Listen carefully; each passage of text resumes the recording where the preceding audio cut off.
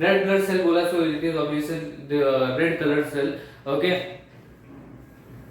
तो बेसिकली यहाँ पर बोलने की कोशिश क्या की जा रही है, it is red due to presence of haemoglobin, उसके अंदर हीमोग्लोबिन होता है, उसके अंदर प्रेजेंस ऑफ हीमोग्लोबिन होता है, that is why it is red. उसके बाद इसका मेन फंक्शन बताया, one of the main function is that to carry the oxygen from, अब इसमें तीन वैलिड स्टेटमेंट्स बताए थे मैंने, तीनों में से कुछ भी हो सकता है या तीनों में से कुछ भी लिखा जा सकता है, that is from lungs to all cells of the body, then second from one part of the body to all cells of the body, okay, then from one part of the body to another part of the body, okay, what they are carrying oxygen.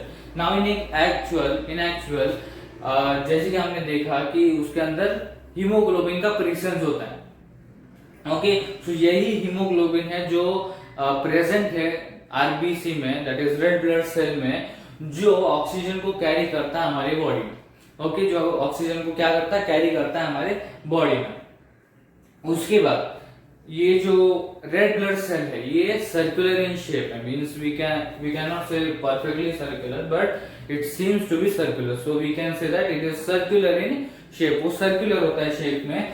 उसके बाद ये important point है, क्योंकि इससे एक और important point निकलता है, that is they don't have और they do not have nuclei. Now इससे एक और पॉइंट निकलता है, that is they do not live for a long time period, okay, they have a short time period, okay. So one of the reason, there are many reasons that why they have short time period, but one of the main reason that they have short time period, उनके पास live करने के लिए, मतलब they don't have that much of time, they don't live for long time. So the one of the main reason is that they don't have nuclei, उनके पास न्यूक्लिया नहीं है, okay.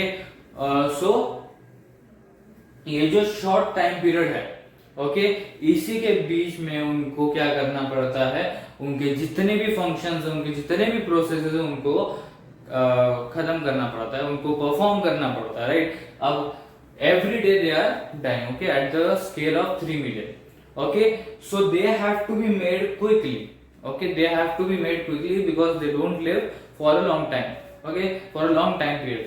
So at what speed they are being generated, जैसे कि 3 million के scale पे, okay, 3 million के scale पे वो हर दिन इनएक्टिव हो रहे हैं। अब यहाँ पर मैंने बताया एक्टिव एंड इनएक्टिव का मतलब क्या है, राइट। सो वो इनएक्टिव हो रहे हैं, means they are dying every day at the scale of 3 million, पर उसी की जगह पे वो 4 टाइम्स ऑफ दैट नंबर, मतलब 3 मिलियन के 4 गुना, 4 times they are being generated in the bone marrow every day, okay, so वो हर दिन मर रहे हैं और फिर हर दिन जनरेट हो रहे हैं, ओके। सो ये जो टाइम पीरियड है बीच का, जो एकदम शॉर्ट टाइम पीरियड है, इसके बीच में उनको कई सारे फंक्शंस परफॉर्म करने पड़ते हैं। उसमें से एक फंक्शन हमने देखा कि ऑक्सीजन को एक जगह से दूसरी जगह कैरी ऑन करना है, ओके। 2-3 फंक्शन और भी रहते हैं इसके रेड ब्लड सेल के, जो बेसिक्स है, okay. So the main function that is to carry the oxygen from one part of the body to the another part of the body. So क्या estimate किया गया है, दैट इज 3 मिलियन के scale पे हर दिन they are dying, every day they are dying the red blood cells which are there in human blood, but at the same time at the 4 times that of that scale, means 4 times of the 3 million number, they are being generated in the bone marrow every day, okay। अब अगले 2 point, okay, इससे 2 point निकलते हैं जो एक दूसरे से link है, that is they don't have nuclear, that is why they have very short time period to live, okay, now they have very short time period to live, so they have to perform their function that quickly, and then as they are dying every day at the large scale, so they have to be made very quickly because they don't live for a long time, and then they have to perform the functions in that time period, okay. So in that time period for what, so we could be our body performs well, okay, every part of the body is getting oxygen like that, okay, उस तरीके से, okay। So ये हो गया, इससे 2 point निकले हमारे, okay उसके बाद ये दो पॉइंट एक दूसरे से इंटरलिंक्ड है, that is most of the cells in the blood are red blood cells. Okay अब ये बहुत ही अबंडेंट सेल है हमारे ब्लड में। ओके मींस बहुत सारे सेल्स हैं ऐसे red blood cell, and they are accounting for about 40 to 45% of its volume. अब किसका वॉल्यूम? ब्लड का वॉल्यूम।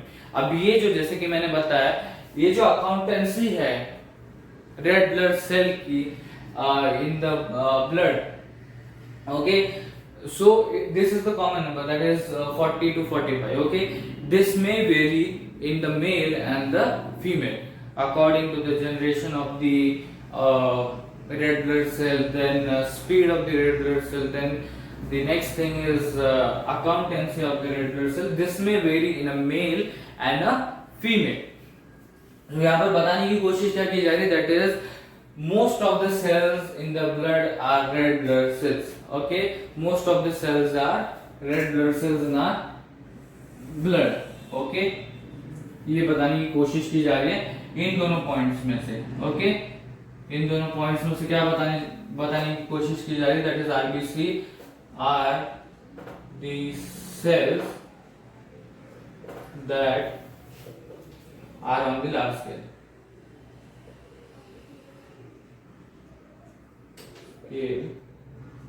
इन ब्लड। ओके ये बताने की कोशिश की जा रही है इससे। यहाँ पर थोड़े से स्टैटिस्टिक्स दिए हुई बात है बस। ओके सो पहली बात क्या थी, बताया गया कि वो रेड कलर का है, why? Because there is a presence of haemoglobin. उसके बाद हमने one of the main function देखा, अब वो कैसे हो रहा है उसमें भी हीमोग्लोबिन का रोल प्ले हो रहा है। उसके बाद ये एक इंपॉर्टेंट पॉइंट था, that is they don't have nuclei. Okay अब इसको सेपरेटली भी लिख सकते हो। अब यहाँ पर कैसे लिख सकते हो आप? पहले तो ये पॉइंट लिख दो। Okay red blood cell are circular in shape. So आप शेप के बारे में बता रहे कि कैसे हो सकता है उसका शेप वगैरह ये सब कुछ। नाउ नेक्स्ट पॉइंट आप ऐसे लिख सकते हो कि do not have nuclei. Okay red blood sales do not have nuclei, and उसके वजह से क्या हो सकता है ये भी आप एक्सप्लेन कर सकते हो, जैसे कि मैंने आपको बताया। तो one of the reason for the short time period to live is that they do not have nuclei. Okay ये भी इस तरीके से भी लिखा जा सकता है, इसको भी एक्सप्लेन कर सकते हो। देन अगला पॉइंट क्या था कि किस स्केल पे वो डाई कर रहे हैं हर दिन और किस स्केल पे वो वापस रीजनरेट हो रहे हैं। अब यहाँ पर ये आपने लिखा, ये पॉइंट लिखा, you wrote this point. After that you can write one more point that according to the speed that they are generated and then they're dying, so यहाँ पर क्या लिख सकते हो कि they have to be made quickly because they don't live for a long period of time, and then the time period when they are generated and then they are dying, in this time period they have to perform several functions. okay so ये भी एक लिखा जा सकता है that why they should be made quickly. okay means जैसे ही die करते वैसे ही they have to be made quickly, they have to be generated quickly. so वैसा क्यों ये भी यहाँ पर पॉइंट इंक्लूड किया जा सकता है। This was the estimated statistics. Okay now most of the cells in the blood are red blood cells. जैसे मैंने यहाँ पर आपको बताया कि स्टैटिस्टिक के हिसाब से तो कितना अकाउंटेंसी पर मेल एंड फीमेल में ये वेरी करता। So most of the cells in the blood are red blood cells. वही इन दोनों पॉइंट्स के थ्रू बताने की कोशिश की गई। तो देखो यार बेसिक फंक्शन क्या है व्हाइट ब्लड सेल का, that is to protect us from infections and diseases. Okay अब ये कितने वे में हो रहा है, तो अगर हम देखें तो दो वेज में हो रहा है, that is eat up germs and second thing making of antibodies. अब यहाँ पर हमने कुछ बातें डिस्कस की थी। पहली चीज तो क्या ये बेसिक फंक्शन है, क्या बेसिक फंक्शन है व्हाइट ब्लड सेल का। उसके बाद हमने देखा कि in how many ways it is accomplishing the task, that is what is the task to protect us और the protect to body from the infections and diseases. Okay so ये हमने देखा in how many ways it is working or it is completing its task. Then what is the number or what is the criteria that it is working in two ways, right? means what? पहली चीज basic function क्या है हमने discuss कर लिया। दूसरी चीज कितने वेज हैं। फर्स्ट वे है ईट up the germs which causes disease, okay. And second है मेकिंग ऑफ एंटीबॉडीज। अब डिजीज से बचना और इन्फेक्शन से फाइट करना दोनों जरूरी है।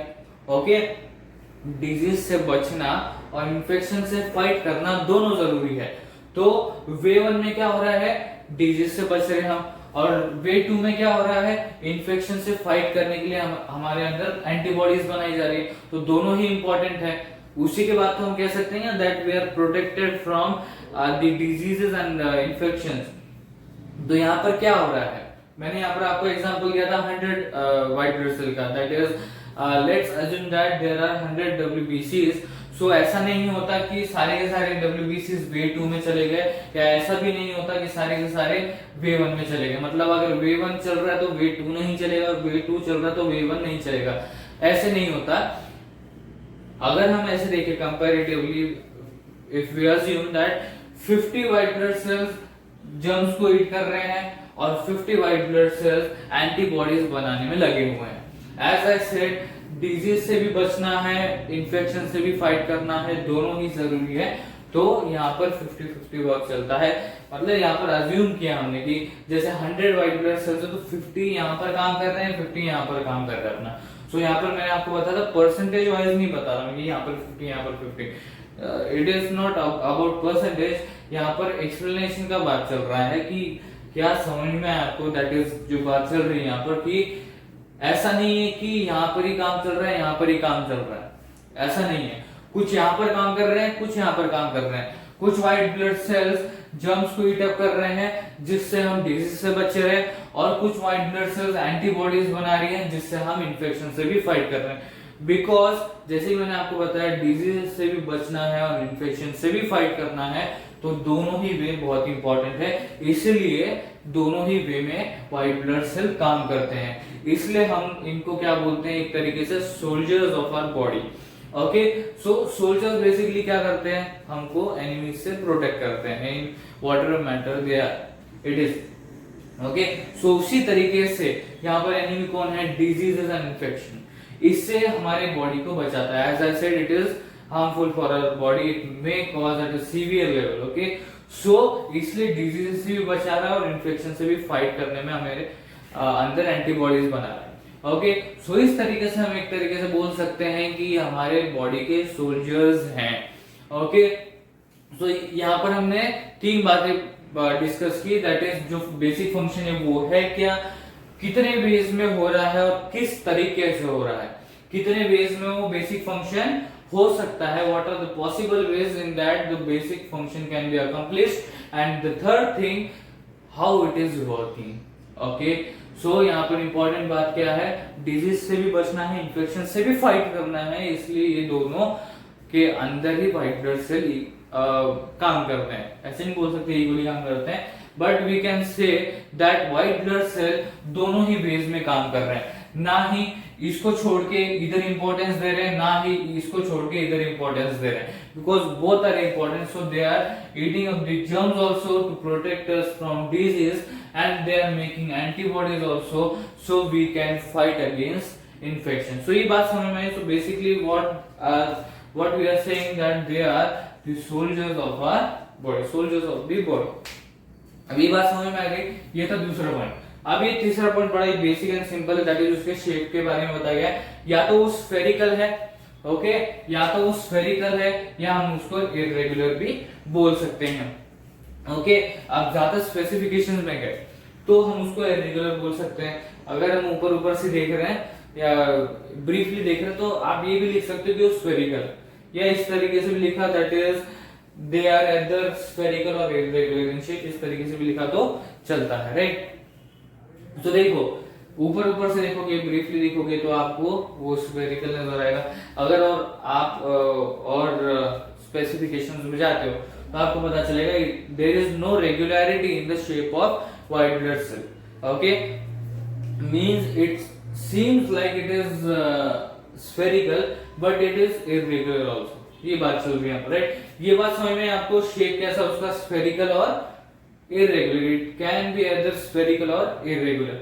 अब ये पॉइंट इंपॉर्टेंट है।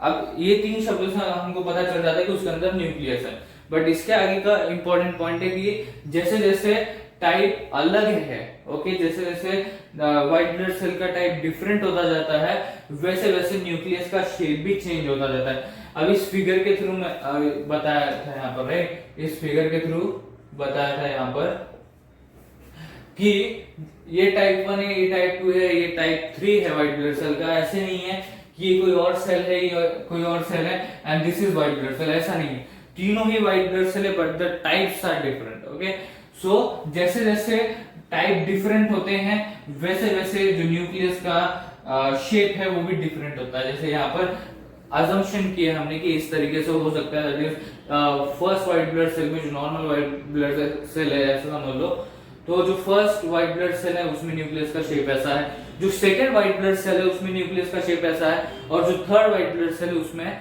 इरेगुलरिटी। इस तरीके से मतलब हमने अज्यूम किया है कि ऐसा है। ओके, यहाँ पर समझाने के लिए किया गया है, दैट इज जो व्हाइट ब्लड सेल है जैसे जैसे उसके डिफरेंट टाइप्स आते जाते हैं वैसे वैसे जो शेप है न्यूक्लियस का डिफरेंट होता जाता है, अलग हो जाता है। मतलब क्या, the shape of nucleus is different in different type of white blood cells. Okay, तो ये पॉइंट समझ में आया, ये डायग्राम के थ्रू क्लियर पता चल जाता है कि ये तीन different type of white blood sales है और उसके अंदर के जो न्यूक्लियस है उसका शेप भी डिफरेंट है। तो in the different type of white blood cells the shape of the nucleus will be different। Okay, ये बात चल रही है यहाँ पर। ओके, ये बात चल रही है, इंपॉर्टेंट है, right. The shape of nucleus is different in different types of white blood cell. Okay, ये यहाँ पर इंपॉर्टेंट है। उसके बाद जो लास्ट पॉइंट है, इन the criteria of the number, okay, if we take the criteria as number then the white blood cell is much smaller than red blood cell। यहाँ पर साइज की बात नहीं चल रही कि रेड ब्लड सेल इतना है तो व्हाइट ब्लड सेल इतना है, साइज की नहीं बात चल रही, यहाँ पर क्राइटेरिया चल रहा है। और किसके अंदर बात चल रही है, ब्लड के अंदर। ब्लड के अंदर in the criteria of number if we compare with the criteria that is number between red blood cell and white blood cell, then red blood cell is much larger in the number and white blood cell is much smaller in the number than the red blood cell। Okay, मतलब क्या, अगर red blood cell को हम white blood cell से compare करें according to the criteria of number, then the red blood cell is much larger in the number then the white blood cell. इस तरीके से उल्टा भी लिख सकते हो अगर रेड ब्लड सेल में लिखना। अब ये इंपॉर्टेंट पॉइंट है, राइट। अब इसको दो तरीके से लिखा जा सकता है, एक तो रेड ब्लड सेल का टॉपिक है उसमें लिखा जा सकता है, या जैसे ही स्टेटमेंट है उस हिसाब से व्हाइट ब्लड सेल के टॉपिक में लिखा जा सकता है।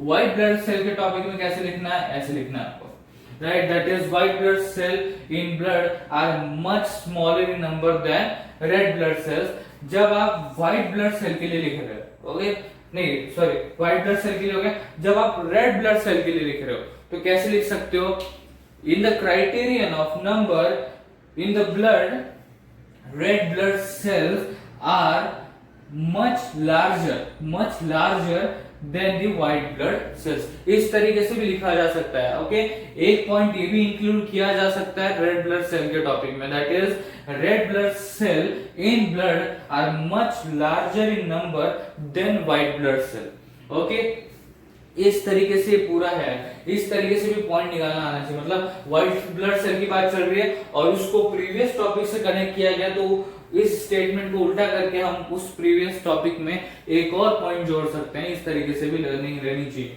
ओके, सो बेसिकली यहाँ पर क्या है, हमने एक और स्टेटमेंट निकाला है रेड ब्लड सेल के लिए, that is red blood cell in blood are much larger in number then the white blood cell. Okay, now this is a valid point, इसमें कुछ ऐसा डाउट नहीं है, क्योंकि यहाँ पर क्या बोला गया, white blood cell are much smaller in number. So अगर हम इसका उल्टा लिखेंगे, so it will be much larger in number then the white blood cell if we talk about the red blood cell, if you talk about red blood cell. So इस तरीके से भी statement बन सकता है, and it is a valid statement if we go according to this statement that white blood cell are much smaller in the number according to the numbers than the red blood cell। so ये बात समझ में आई, एक और statement निकला है, इसका हमने रिवीजन किया और इसको हमने रेड ब्लड सेल के टॉपिक में लगा दिया है। रेड ब्लड सेल के टॉपिक में आप ये जैसे कि एक स्टेटमेंट बताया मैंने, ये स्टेटमेंट आप या ये पॉइंट आप रेड ब्लड सेल के टॉपिक में भी यूज कर सकते हो, राइट।